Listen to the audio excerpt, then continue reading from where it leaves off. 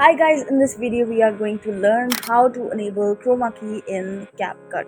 Open your CapCut application, select new project, select any of the video or a picture. There are some stock videos available in CapCut. You can select these videos also. I have selected one of my video in which I have to enable chroma key. After selecting your video, there is an option overlay. Click on the overlay option and select the green screen video. After selecting that, you have to adjust this video on the picture or the video you have selected before.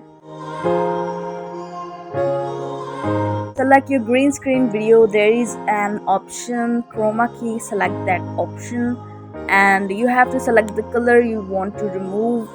There is a green color and I have selected that. There is an option intensity. I have selected 72%. But you have to select and adjust according to your video. Make sure to subscribe to the channel with bell icon for all of this type of informative videos.